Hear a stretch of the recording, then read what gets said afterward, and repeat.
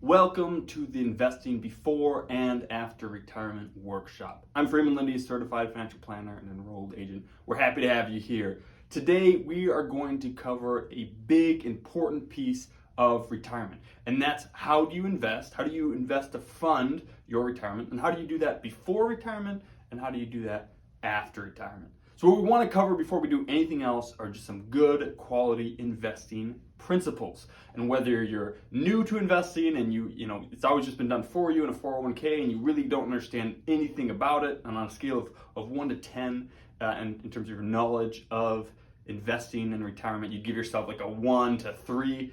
Whether you're on that side of the spectrum or you've been in investing for a long time, you're like, I'm probably 8 or 9, I can almost do your job, I know investing so well. We're gonna go through some investing principles that are going to make sure that we need to understand to go into the rest of it. And you're gonna learn something regardless of where you are on the spectrum, a new way to think about things that you probably haven't thought of before, or framework that you're going to want to need. Because all failed investing, it's based on hot stock tips, and you think you got to know all these different things to be able to invest well, but really what it comes down to is good quality investment principles. And so we're going to cover those first, then we're going to talk about, okay, so then based on those principles, how do we invest leading up to retirement? How do we invest before retirement, and how does that look? How do we make sure that we have enough money so that when we retire, we can live off that nest egg and not worry about running out of money? And then we're going to talk about, okay, so then how do you invest after retirement? It's different when you're saving up for retirement versus when you are living in retirement. Those two investment portfolios look different. So how do they look different? How does it look when you're retired versus before? So before and after retirement. But then how do you bridge that gap, and how do you transition from investing before retirement to investing after retirement?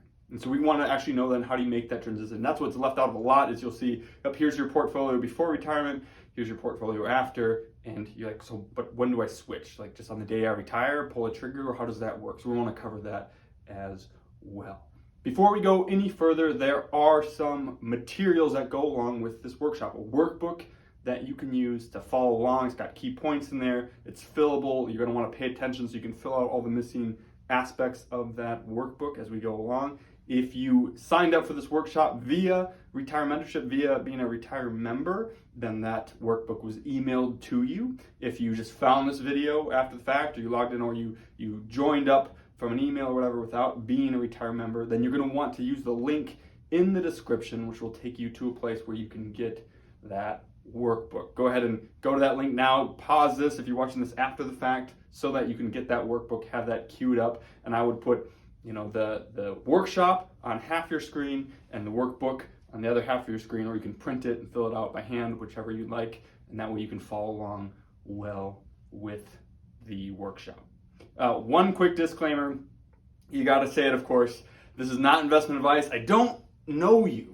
And I don't know your situation, so we're going to be covering general principles, general strategies, but I'm in no way advising you to do any of this, right? You can't, if you go do it and you do it improperly and mess it up, you can't come after me and say, well, he told me to do it in a video. No, disclaimer, I'm not telling you to do this. I'm giving you ideas, strategies, principles that you can use to work through it yourself. So I am an investment manager. I'm a certified financial planner, which means I do give investment advice for a living. But I'm not giving this to you because I don't know who you are. I only do that for my clients. So that disclaimer out of the way, I do hope you get a lot of the principles and those things out of this workshop and can learn how to really invest before and after retirement. So without further ado, without any more disclaimers, let's jump right into the first part of today's workshop, which is investing principles. When it comes to investing, we basically have two major categories or asset classes that we can invest in. You can break them down to a whole bunch of different aspects, and there's some other alternative investments and all that, but the majority of everything we could invest in are going to boil down to one of two categories. So we're going to just do a primer on what investing is, right? And again, you'll think of it differently, I think, than you've probably thought about it before, but it's important that we understand these principles. So whether this is the first time you're hearing this, or you feel like, oh, can I just skip this part? Don't. go through it, and because it'll be important later as we talk about some of the more advanced aspects. So these two main asset classes or categories. The first one is collectively called fixed income, right? And that is any investment, anything that you can put money into that has a fixed interest rate, fixed income, right? So CDs, right, at 1-2%, savings accounts at 0.001% right now, bonds, treasury bills, all of these different ones where if you put money in and it gives you a percentage rate, like, hey, invest in this and here's your interest rate. Since it's a fixed rate that it pays, those are called fixed income. I lump cash in there. Some people don't. I do, because cash also has a fixed rate, even though the rate is 0, right? We don't earn anything on cash, only if it's invested in something. Even a savings account or an interest-bearing checking account will give us something, but cash by itself doesn't earn anything. But all that is in the fixed income bucket. And so when we talk about fixed income, know that we're just lumping all that, treasury bills, CDs, bonds, money market accounts, everything into that category. And when you invest in bonds, a lot of times you're buying bond funds, and when it's in the market like that, those can go up and down. They're not, so it's a fixed interest rate, but because they're being bought and sold all the time, the value will go up and down, but they're still going to be considered fixed income, even though there's a variable component to that. So all that is fixed income, and we call that blue investments, or an account full of fixed income would be a blue bucket of investments, blue money. And we do that because it kind of behaves like water, right? If you invest in bond funds, they're gonna go up and down a little bit. They're gonna ripple. They're gonna grow over time, as you can see. But it might look something like this, but it's not gonna. You're not gonna see the high volatility, the huge jumps and the falls that you would with the stock market. And so we call that blue. It's like water. Think of it that way. Then the other category that we have are equities or stocks, right? Investing in stocks in the stock market. Now, this is an important distinction for me, very important, in that for the rest, and basically anytime you hear me talking about things, I might throw out stocks or stock market just for people that are new to what we teach on Retire Mentorship and what I teach my clients in my financial planning practice, but we always refer to them as equities, not stocks. They're equities, not stocks, and they mean the same thing, right? You own a stock in a company or you have equity in the company, but to me, I think that when people think about stocks or the stock market, right, we think of the New York Stock Exchange trading floor and people running around waving buy-sell orders and yelling on the phone and buying and trading and trying to get in at one point and get out higher, and we think of stock market trading, and that's not what we do. That's not true investing. That's trading or speculating or some of these other things, but true investing is picking great companies, the best businesses in the world, and buying a small chunk of ownership. And that's what equity is, right? So when I think of the word equity, a lot of people will think about the equity that we have in our home, right? So you buy a home, and usually people have a mortgage at first, right? You have a little bit down, you own a little bit of it, but the bank owns most of it. And then as you pay down that mortgage, your equity or your ownership in the home continues to grow until eventually it's paid off, and then you've reached 100% equity or 100% ownership in your home. It's totally yours. It's paid off. Bank doesn't own any of it anymore. They don't have any liens against it. It's your home. And so to me, stocks or stock market denotes kind of that trading, frenzied buy, sell, all those things.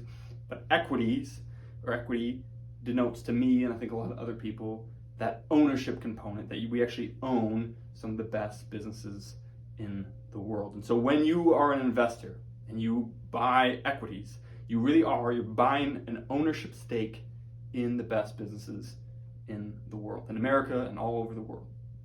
And these companies are run by the smartest people. They have the best assets. They have the best ideas. They make and sell the products and the services that we use every single day.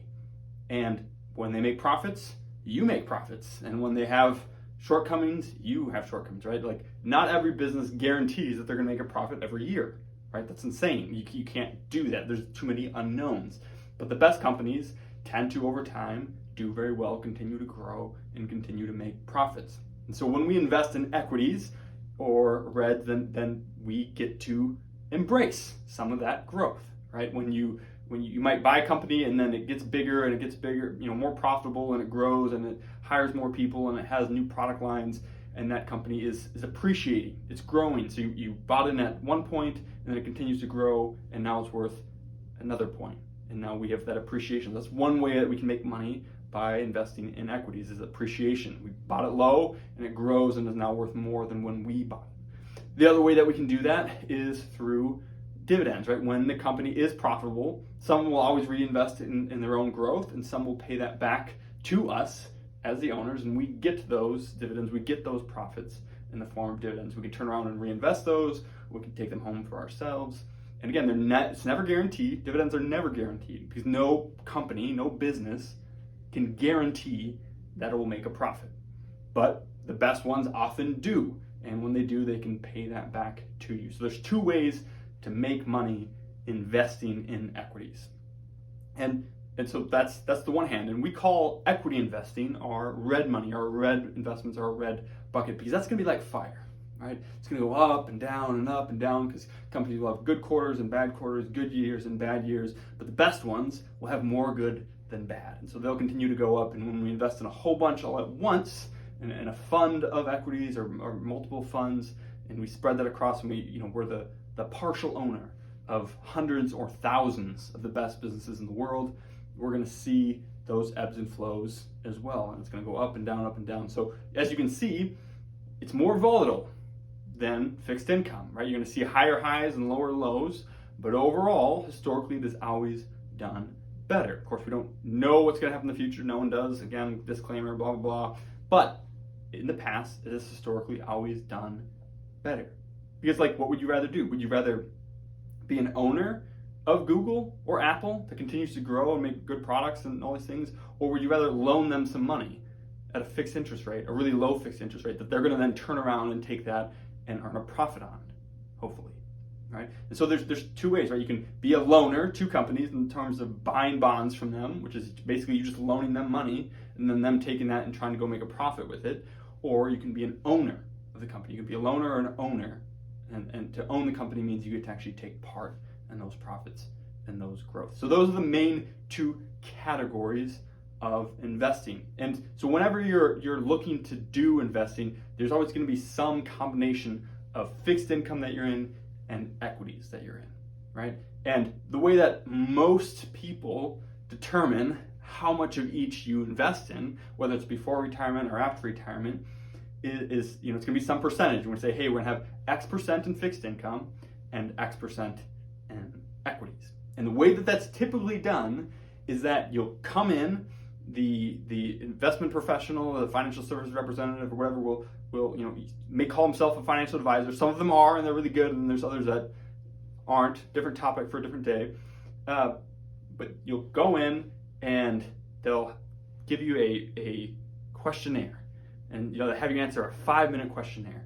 And you go through and ask you a bunch of questions, and it takes about 5 minutes, and you give that back, and they take it and make a little score at the end, and they say, hey, great, based on that, we now have your portfolio. You should now be in X portfolio, right? So they decide your entire future, everything that you should be invested in, and where your life savings should be invested based off of a 5-minute questionnaire. 5 minutes? That's insane. Most of these financial services representatives spend more time planning their grocery list than your life savings.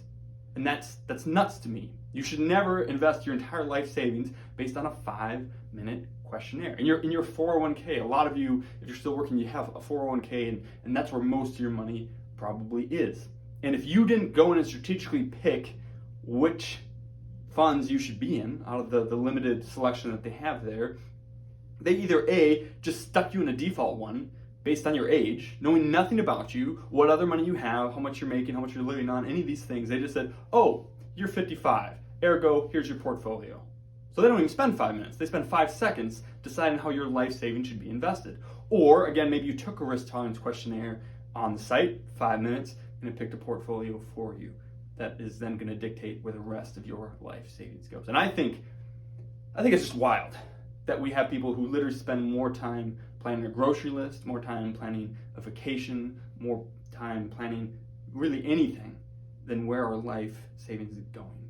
And that is a travesty to me. So we need to do a better job investing before and in retirement than a 5-minute risk tolerance questionnaire. So I think those are garbage. We also know they don't work because everyone who's ever sold out at the bottom of a stock market crash and lost 10, 20, 30, 40% of their money, they also filled out a risk tolerance questionnaire. And so not only is it a shortcut and a dumb way to invest, it doesn't even work.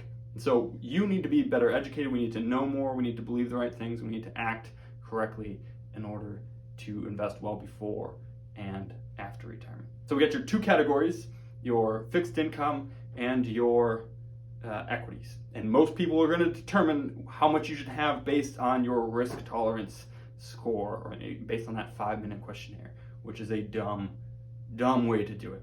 So those are how those are going to behave over time. And so how do we take those, knowing that you can basically only invest in these two, how much of each should you invest in? And that number does change whether you're before or after you have retired. And so first, let's look at the next part of this workshop, which is how do you invest before retirement? Well, we know something for sure. One thing we know for sure is that we don't know the future, right? So again, disclaimer, all this, we're going to say some things about the future knowing that we don't know.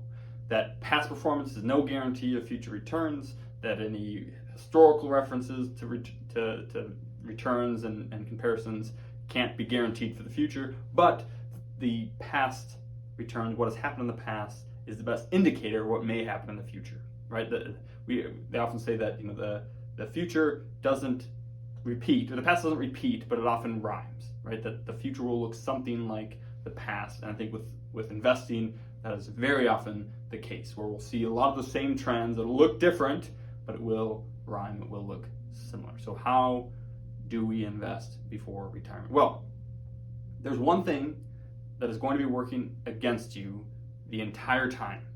Before you retired, after you retired, no matter what, we call it your mortal enemy. And that is the rising cost of everything you need and want to buy. Right? Inflation.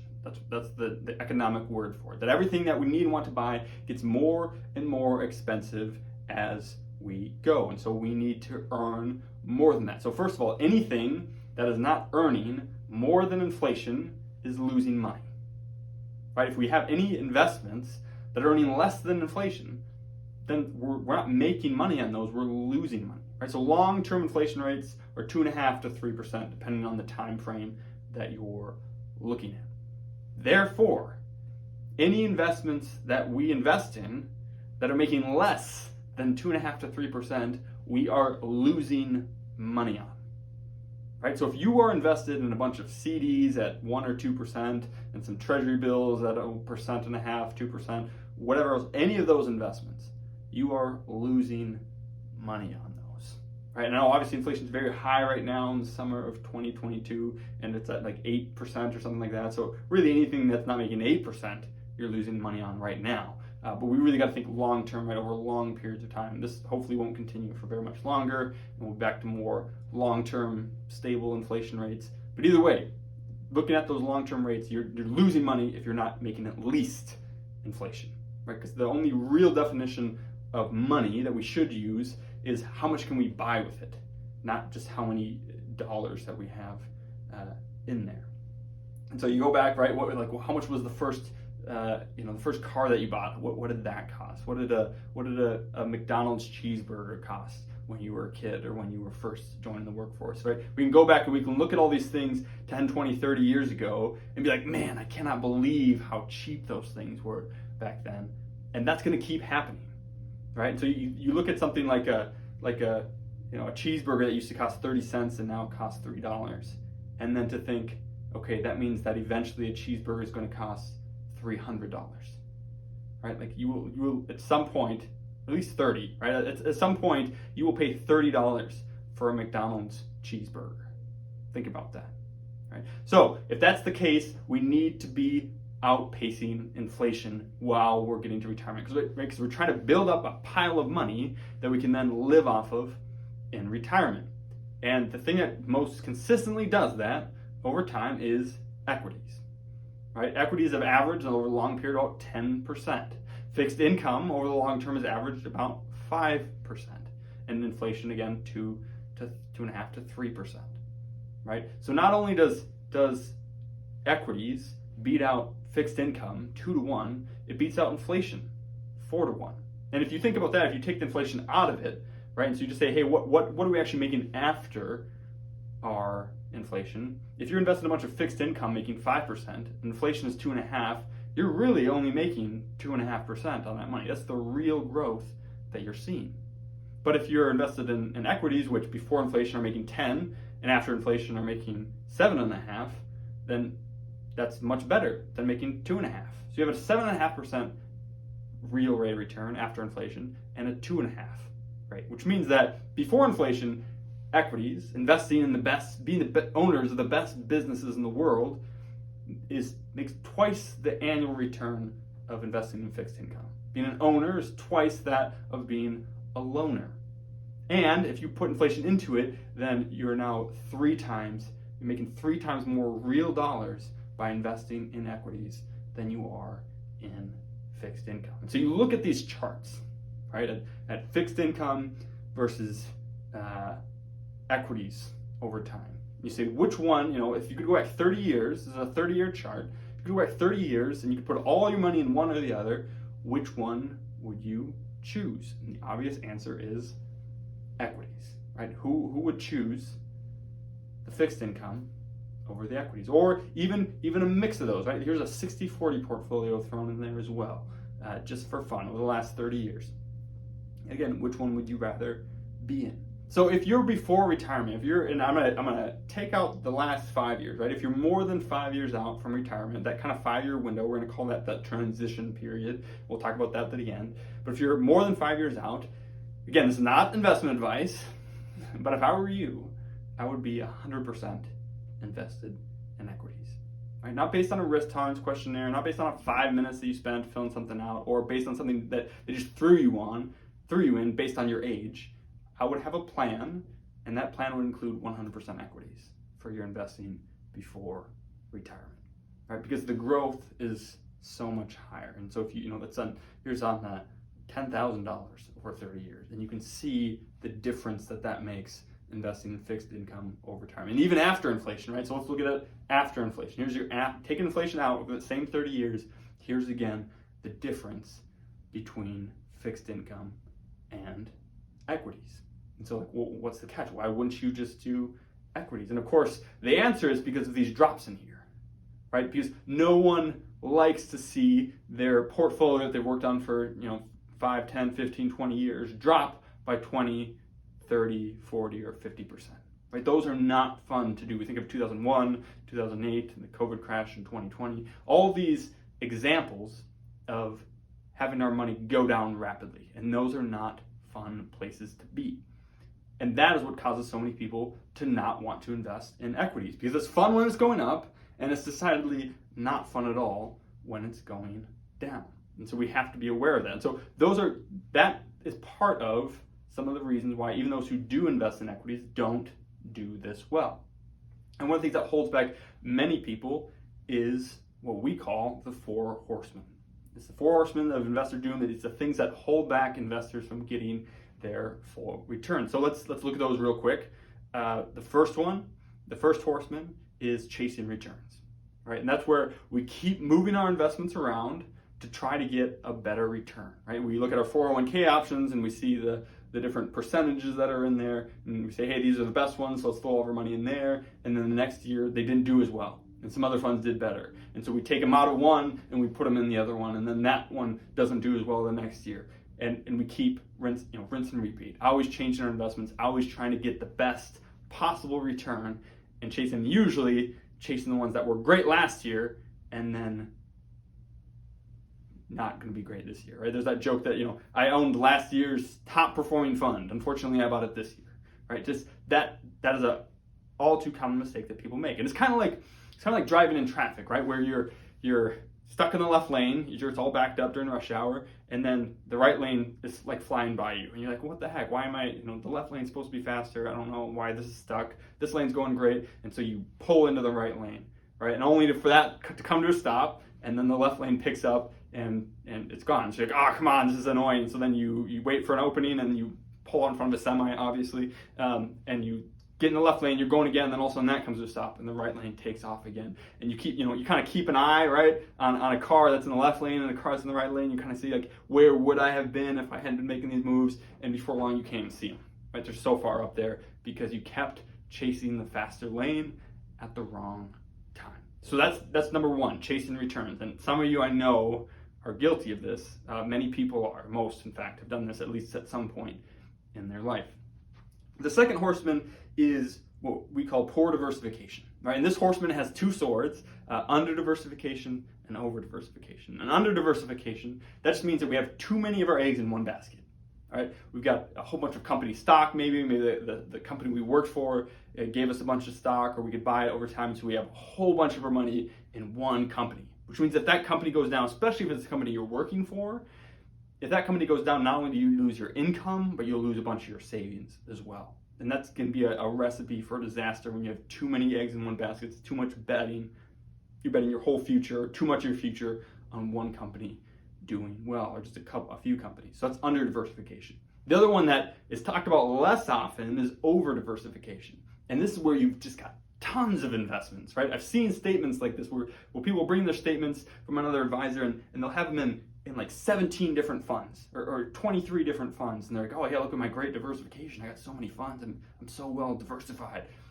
But you look under the hood and Apple is the number one company in 11 of the 23 funds, right? And Microsoft is the number one in the other 12.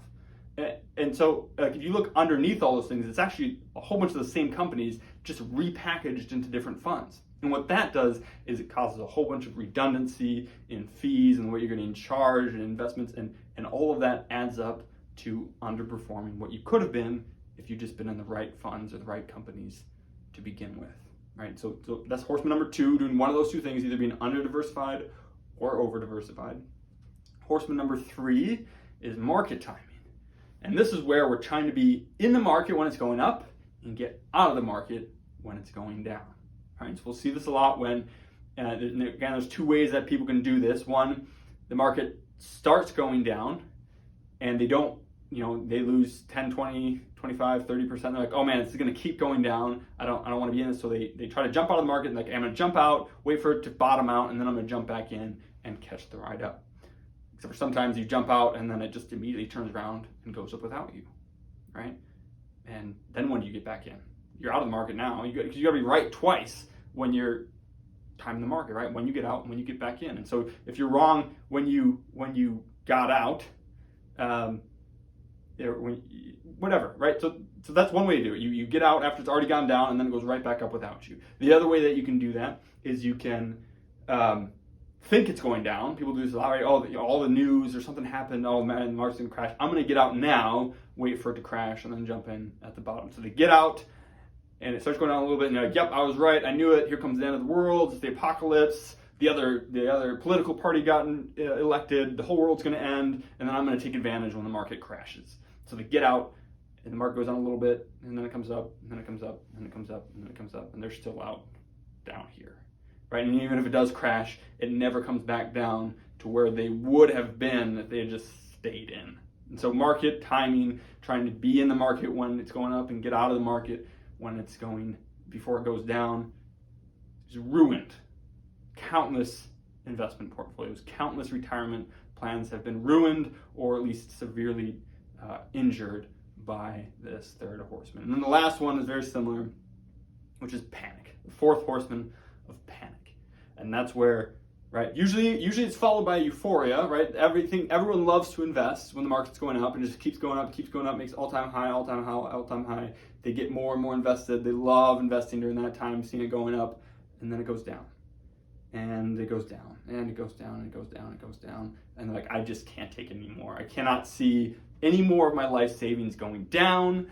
I gotta get out of here. And so they pull out, probably close to the bottom. They panic. They just cannot do it anymore. And then the market recovers, and it recovers without them. And they make the one critical mistake in investing, which is to sell when it's down. right? Because equities, again, you can see it in the long-term trajectory. They'll go up and down based on cycles and economic factors and their own, what's going on inside the companies. But they generally come back, right? Especially if you are properly diversified, right? Because one or two companies might go to zero, but 1,000 or 2,000 companies aren't at the same time. And so if you are invested properly over time, you eliminate a lot of that risk. But yeah, the only way to really lose money is we'll have these temporary declines, right? Where the market will go down temporarily. And it always comes back, always has come back, and we believe that it always will. But the only way to turn a temporary decline into a permanent loss is to sell when it's down, right? Selling your equities when they're down in value is the only way to turn a temporary decline into a permanent loss, one that you may never recover from. And so here's the danger, right? So you look back at that chart and you say fixed income versus equities over 30 years. And equities just blow the pants out of fixed income, right? There's no comparison. It's why wouldn't you be all in equities then? And the answer is the four horsemen, because they will ruin many people's investments if we don't do it right. In fact, the average investor, they've done studies on this over 30 years, will perform about half of the percentage returns of the market. So the market averages about 10%. The average investor investing in equities gets about 5%. And what that means is that over 30 years, you'll turn $100,000 into $600,000 at 5%, right? You sextuple your income. 100,000 will go up to 600,000. But if you just stayed in equities and didn't make any of those mistakes, your $100,000 over 30 years invested in equities would have grown to $2 million. And so people are giving up, in that scenario, from 2 million to 600,000. You have $1.4 million just by making mistakes. And so that is the main caveat to investing. So if you're before retirement, I would invest in all equities, but you have to make sure you have some way to manage those four horses and manage those behavioral mistakes that we so often make. And that's a lot of what we do on Retire Mentorship, is we help build your belief, reinforce what true investing is. So if you're not subscribed to the podcast, I would do that. Find us, subscribe, and we're going to keep helping you avoid these four horsemen and allow you to be successful in your equity investing. So that is how. And again, if it's before retirement, and a lot of people say, well, what about the risk, or what about what happens when the market crashes? Right? Well, if you're 5, 10, 20 years out from retirement and the market goes down, it doesn't matter. You don't need the money. It's for retirement. And plus, when it goes down and you're continuing to save, you're actually buying it when it's on sale, and then all those things that you buy are then going to go back up when it recovers. And so market crashes are actually a good thing before you're retired. And a lot of these other portfolios, 60-40 portfolio, you'll see that in there again. It doesn't go as high, it doesn't go as low. It's kind of in the middle there. But a lot of those things are designed to reduce volatility, because people don't like to see it drop. And so, hey, if you can only lose 20% instead of 40%, isn't that better for you? No, not really, because you don't need the money. It's for retirement. You're not going to use it for 5, 10, 20 years anyways. And so we don't care how much goes up and down, or you shouldn't care. You should instead care, what do we get at the end? And how do we make sure that we have the most money at retirement? Because having the most money at retirement that you can have, again, not by necessarily saving more or sacrificing more, but just by being invested better, right? Having your money work harder for you than it otherwise is. Having more money in retirement, and when you get to retirement, gives you more options. It's not just about being wealthy and being able to buy more things. If you want to be more generous, there's lots of things you can do with your money.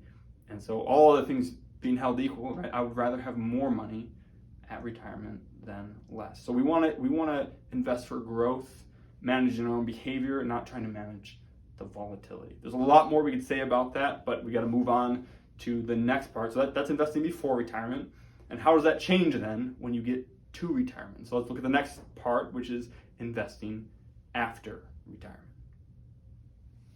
When most people get to retirement, they often then switch from accumulating in retirement to trying to preserve it after retirement, right? You built up all this money, you built up a pile of money, you're climbing up the mountain, and then when you get to retirement, that's the peak of the mountain, and then you gradually spend that mountain back down as you go down the other side. And the idea is, let's save it up, let's invest. A lot of people are okay with equity investing before retirement, and then when they get to retirement, hey, let's peel that back, let's reduce our equities, let's increase our fixed income. We gotta preserve and protect our nest egg.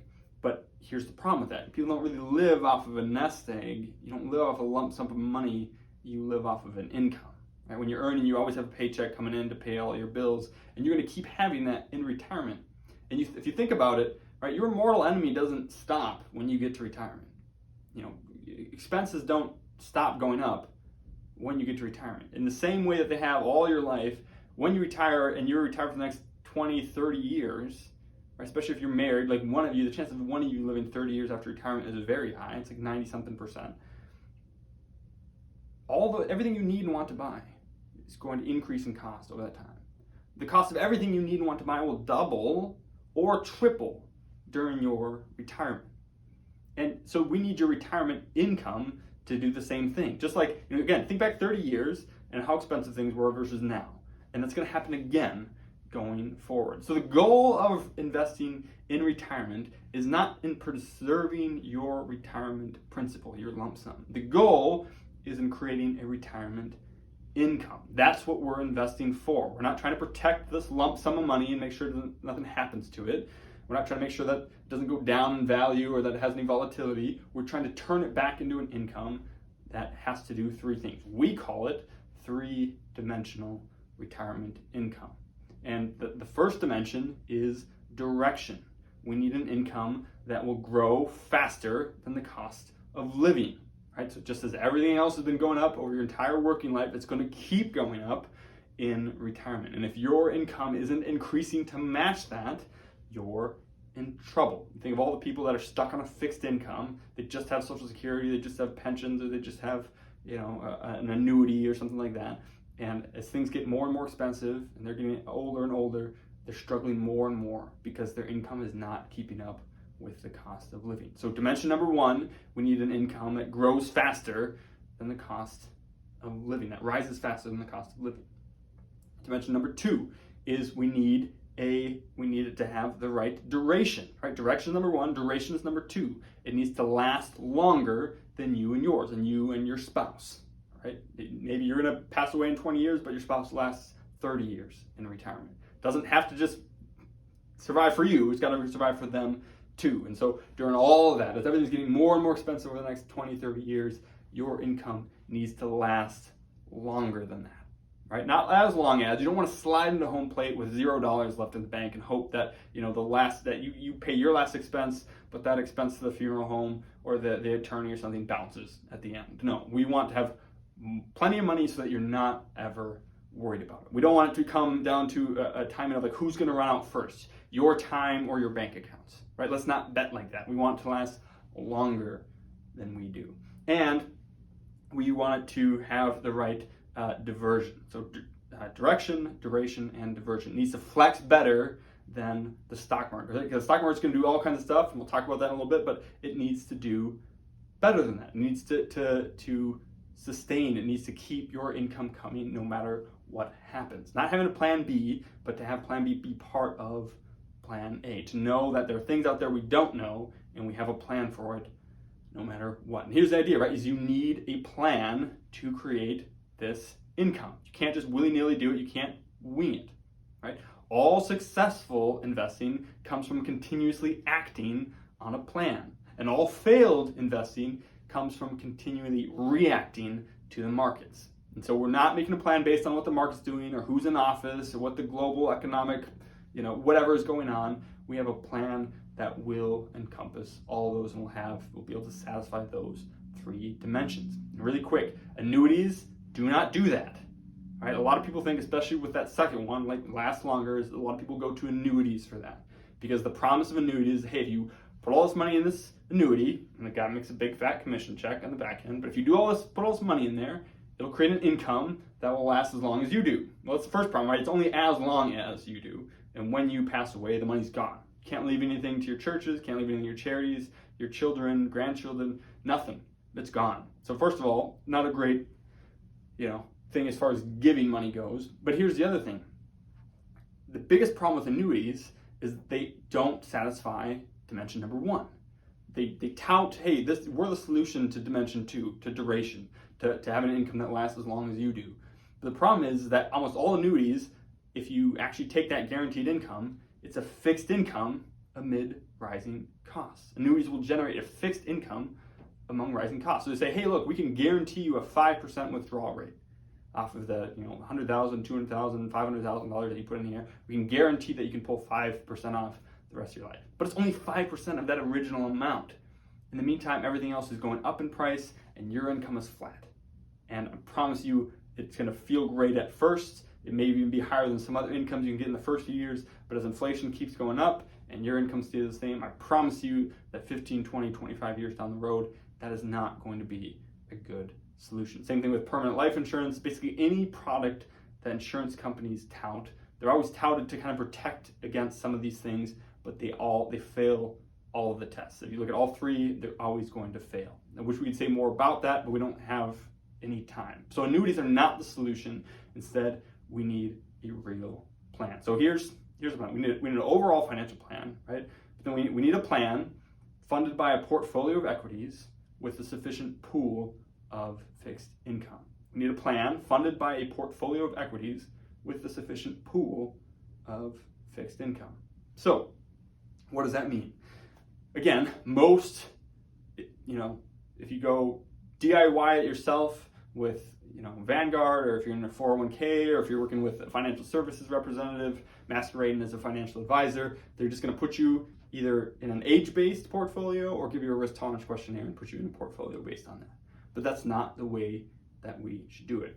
Even in retirement, we're going to need our income to grow. And again, we saw that earlier, right? The growth of equities, dividends and appreciation, are 3 times that of inflation after inflation. It's 3 times more. So the best way to outpace inflation, to have an income that grows faster than the cost of living, is equities, is still investing in equities. Equities are still the solution before and after retirement. So we still need most of our portfolio invested there. And again, of course, managing for the 4 horsemen and all these other things, that is still going to be where most of our investments should be.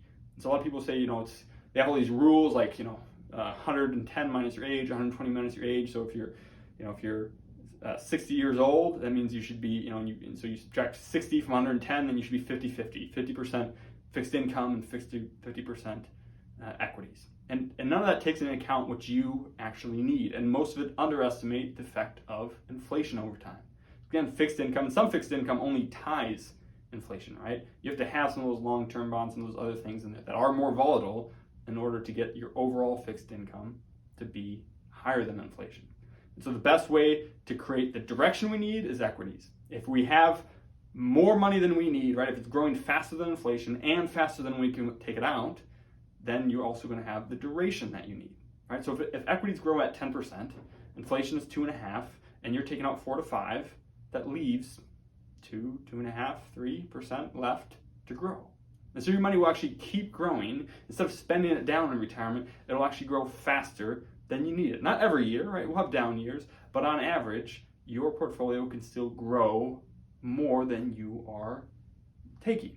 And so you're actually not drawing down your portfolio, you are living off the growth.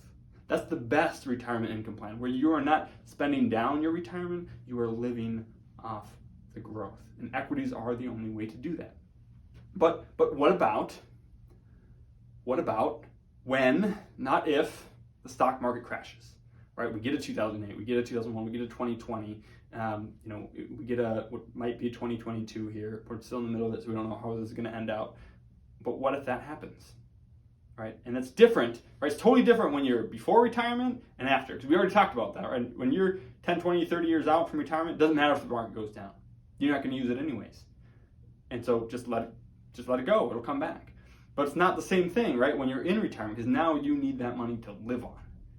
And so it's not the same thing to see, the $1 million that you saved up, your whole life savings, go down by 30-40%, to lose, to see it go down by $300,000 to $400,000 in what could just be a few months or a year. It's not a fun experience, and we need that money to live on. So how do we invest after retirement? Well, that's where that second part comes in, right? You need a plan funded by a portfolio of equities, right? Equities, your investments are not the goal. They fund the goal. They're not the plan. They fund the plan, but it's funded by a portfolio of equities with a sufficient pool of fixed income. Because we talked about way back at the beginning, right? Equities, they go up and down. They're like fire. Fixed income ripples, right? In general, this doesn't go up and down as much. So if we have a red bucket of money that's going to fund most of our retirement, but then we put some out, we carve some out, and we put it into a blue bucket, and we have some fixed income now in retirement. And when the market's up, we can pull from our equities, and we're probably gonna be even pulling out less than what it's growing at, right? And when, not if, during the 3 to 4 times this will probably happen to you in retirement, when it goes down, then we stop taking it out of this bucket and we start taking it out of our blue bucket. And we say, hey, let's just not sell it. Let's just not pull money out of this when it's down. We'll take it out of this one instead. Our blue bucket's down, the red bucket's down 30-40%, and the blue bucket's only down 5%. And we can sell that 5% down. That's not a problem. That's not going to kill us. What we don't want to do, right, is do what turns a temporary decline into a permanent loss, which is to sell when it's down. And we're going to be forced to do that if we're still 100% equities in retirement. But that's why we want to switch to, in retirement, creating that sufficient pool of fixed income to pull from. And so on average, if you go back far enough, it doesn't happen every 5th year, but on average, equities are up 4 out of 5 years, which means that on average, 1 out of 5 years, 4 out of 5 years we'll pull from equities, and 1 out of 5 years we'll pull from our fixed income. And we can just alternate until we make it to the end. And so far, historically, every time we've had a big down market, after it recovers, it also goes up to new heights, right? And so after it recovers, and so when the market goes down, we stop pulling out of red bucket, we pull it out of our blue. The market comes back, we can start pulling out of red again, but it's going to usually will keep growing fast enough to then also take some of that, skim some of that off, and replenish up our blue bucket so that we still have that ready to go for the next one. So it's a portfolio of equities, that's the main bucket, the big one, and then also with a sufficient pool, a smaller bucket of fixed income. And we just pick and choose depending on where the market is at. So the question then becomes, okay, how much, right? How much do we put in that fixed income? And this is where it does depend a little bit on how you feel about it. Again, it's not a 5-minute questionnaire, but more conversations, more introspection. But anywhere from 2 to 5 years of expenses. So it's not a percentage.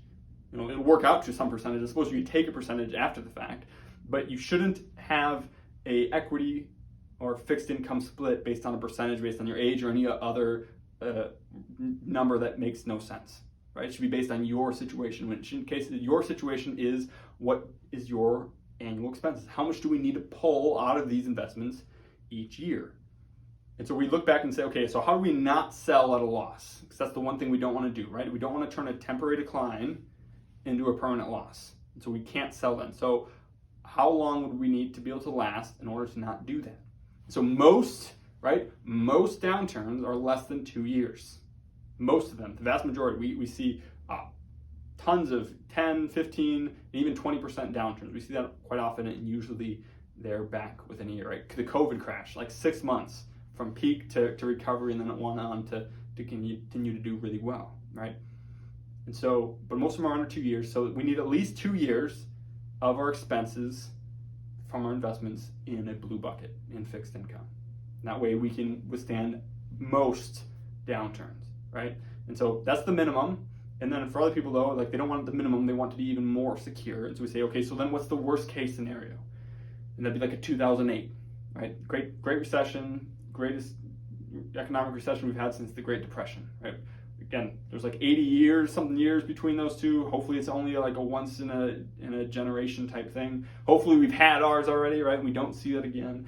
But what if we do, right? And if we get another one of those things, how many years of expenses would we need set aside to ensure that we'd be okay, even in a 2008 like scenario? And the answer to that is 4.5, 5 years, right? From peak to recovery from the Great Recession, it was 4.5 years with dividends reinvested until it had recovered. Okay, so if we had 5 years, that's what we say, 2 to 5 years, at least 2 and maybe up to 5 years of expenses set aside. You could go through another 2008 Great Recession and never sell your equities when they were down.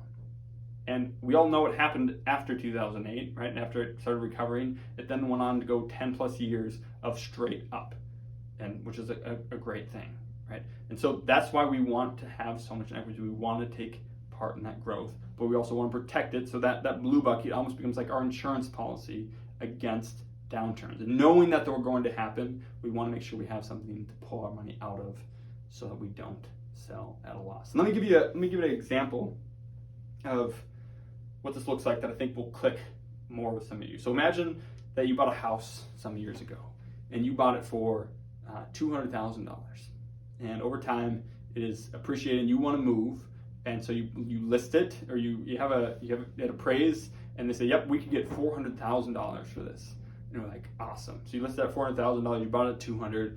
You know, if this sells, you're going to make $200,000 on your home, which is awesome. It's already paid off, right? You have 100% equity in it, you own it, and you're gonna make $200,000 on this transaction. So you list it, you get like 20 showings the first weekend, few offers flood in right away. You know, you get the best offer is $410,000. And you're like, oh, awesome, this is great. Let's just sleep on it just to make sure. But I think we just made $210,000 on this home sale. And so you go to sleep, storm rolls in, lightning strikes the neighbor's house next to you. They're not home, thankfully, they're on vacation, but it burns to the ground. Just catches on fire, burns to the ground. The heat from that like singes your siding, ruins your landscaping, all these things. But you also have this smoldering pile next to you. Nothing you did, nothing they did, act of God, right? Well, all these people hear about this, that put in offers, and they quick drive back, and they see now the smoking pile next to your house. They see all the damage that's done to your property, to your siding, to your windows, to your landscaping, and all of a sudden, all those offers that you had for $410,000, they're all gone. They say, nope, we don't want it anymore. And you're like, oh man, what the heck? And so you leave it on the market, and a few more people come, and they say, oh man, look how ugly this looks. You know what, we'll give you $300,000 for it. You get a couple offers for around $300,000. So you just had $400,000, and then overnight, your value of your house went from $400,000 to $300,000. And so you lost $100,000 overnight for no fault of your own. But have you really lost the money? Right? In some ways, yes. Right? You very nearly had a contract for $400,000, and now you only have $300,000. Right? So some ways you've lost $100,000. In other ways, absolutely not, right? Because you bought it for $200,000, and so even getting $300,000 for it now, you still made $100,000. But in the third way, and in the most important way, you've only really lost that other $100,000 if you sell it. Right? The only way you actually incur that lost gain, right? It's not a total loss, but a lost gain is if you sell for $300,000. If you accept that offer, you say, yep, you know what, I could have gotten $400,000 for it yesterday, but I'll go ahead and accept your offer for $300,000. Because the value of your home is only worth what other people are paying for it. And in the same way, the value of your businesses are only worth what other people are willing to pay for them, right? If they want those profits.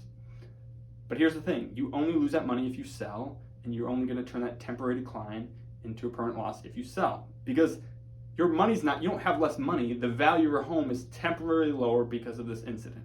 But guess what? Insurance is going to cover it.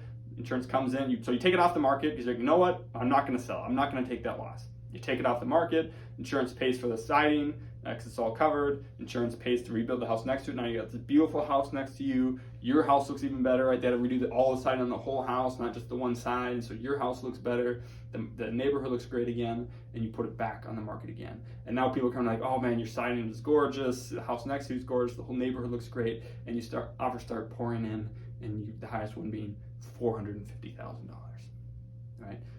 And so you went from 200 to 400 to 300 to 450, right? And when do you actually make the money?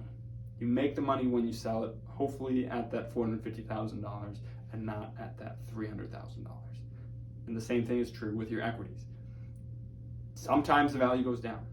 And the only way to make that a permanent loss is to sell it. And as long as we don't have to, as long as we have a different bucket of money, a blue bucket over here that we can pull from, we can just wait for that to come not only back, but up to newer heights in the future. So that's how we invest before retirement. So how do we make that transition from before retirement to after retirement, from having all equities to equities plus fixed income? How do we make that transition?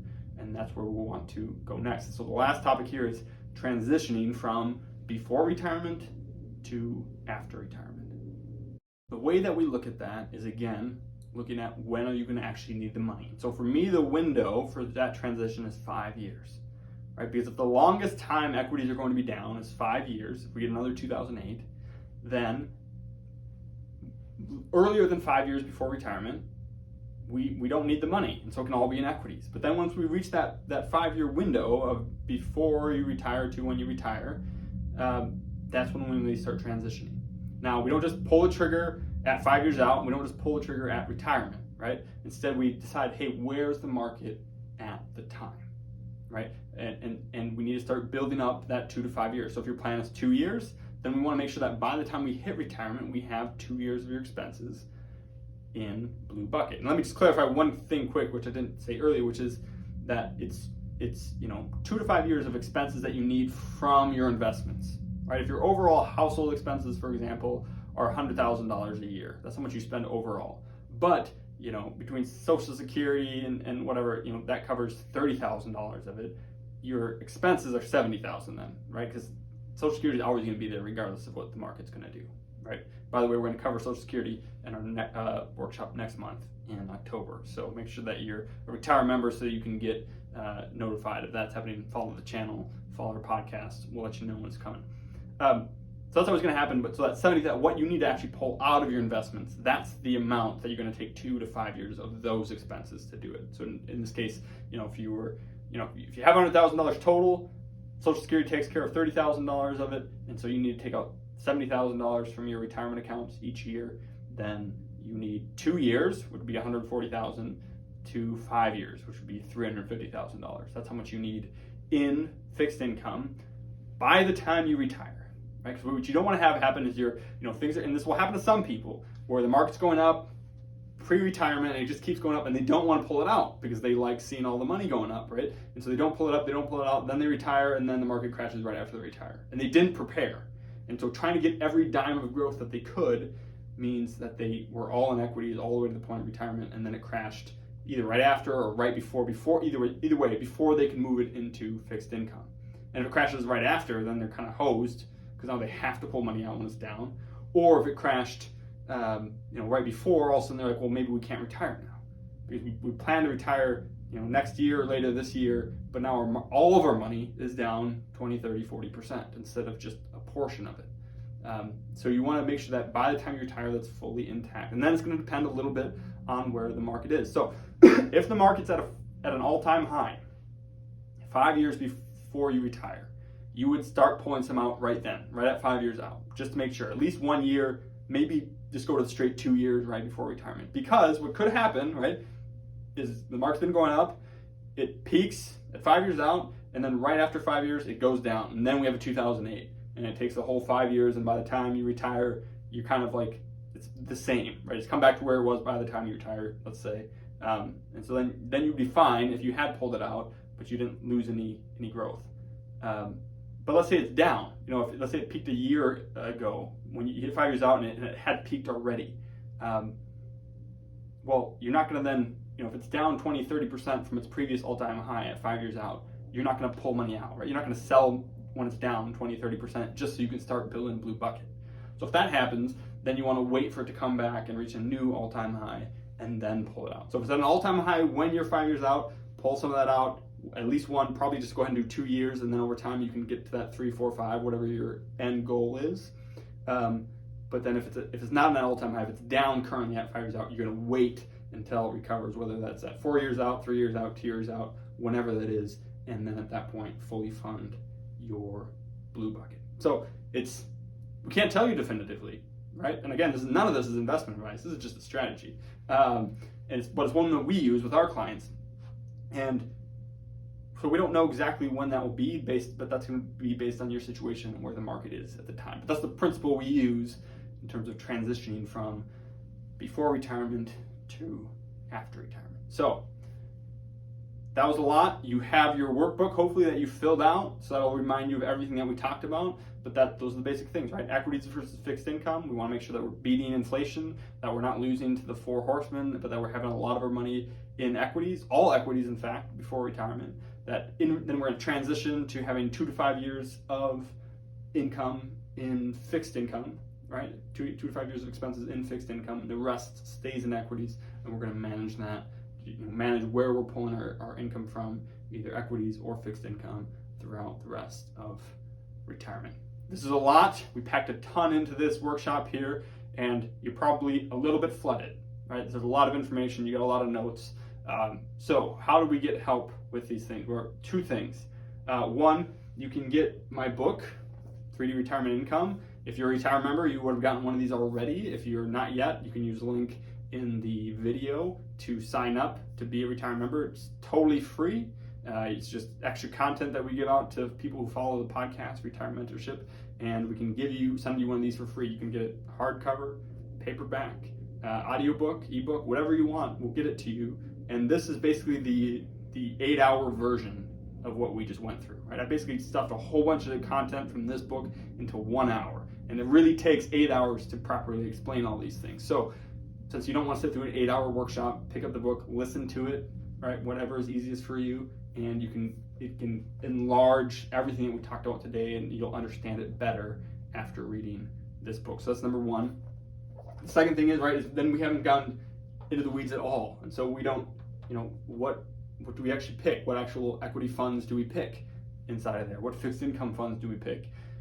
All that, right? All those layers of complexity. And we definitely can't talk about different securities and stuff in a workshop, because that definitely gets more into investment advice, and we're just not legally allowed to do that.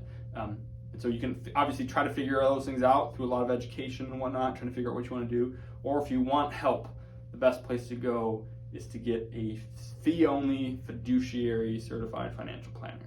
Right? Those are people that have all the competence that you need, that aren't going to just try to sell you things to make huge commissions, and that are going to do a good job understanding your whole situation, how everything factors in, and make sure that you're in the best possible place.